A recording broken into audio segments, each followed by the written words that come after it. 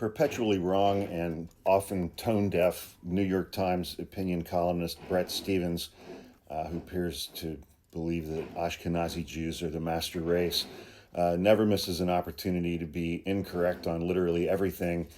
He has an article out today called "Thanksgiving is an Opportunity for a National Reset." He would like a national reset on Thanksgiving. I don't know what that term means, but he writes the following: though the Thanksgiving story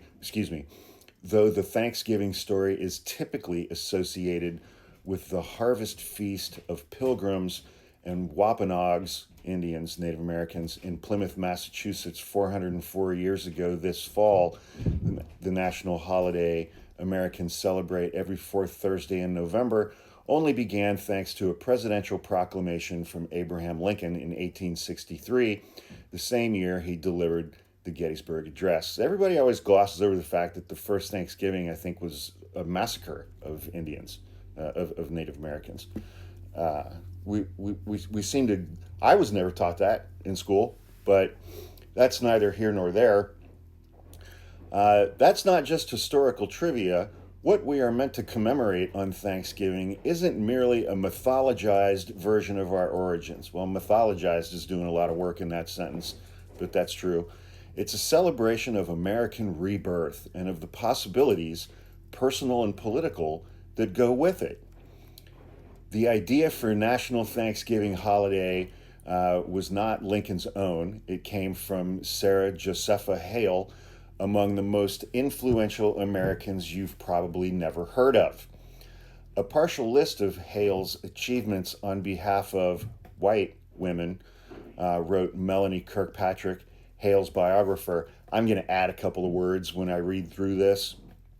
Quote, includes leading the fight for property rights for white married women, campaigning for white women to be welcome as teachers in public schools, supporting education, medical education for white women, creating the first daycare center for small white children, and the first public playground for white children, founding a society dedicated to increasing the wages of working white women, and helping to found Vassar College, the first college for white women. Native American women and black women were not included in any of these things. But that wasn't all Ms. Hale did. She wrote a best-selling anti-slavery novel. She spent decades as editor of Goody's Ladies Books, the most widely circulated magazine in the United States before the Civil War for white women. She wrote Mary Had a Little Lamb. And beginning in the 1840s, she petitioned President Lincoln she petitioned president after president to make Thanksgiving a national holiday. So, and then there's some history about proclamations and this and that and yada, yada, yada.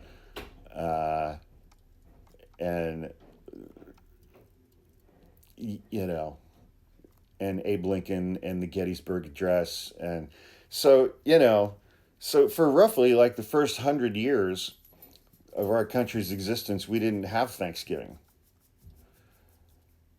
until this woman, and she may have been a fine person, a woman of her time, I'm sure. But, she wasn't fighting for anybody or for everybody, much in the same way that when Susan B. Anthony was campaigning to get women the right to vote, she fought to get the right to vote for white women, not black women, not Native American women. For Lincoln, the new birth meant saving government of, by, and for the people in a nation where all are equal. Bret Stephens wrote that about 1863 with a straight face. For Hale, it meant extending the boundaries of opportunity for white women. For Thomas Edison, it was about advancing the reach of science. In 1877, just 14 years after the national Thanksgiving, the first national Thanksgiving, and while Hale was still alive, Thomas Edison read Mary Had a Little Lamb for the first ever phonograph recording.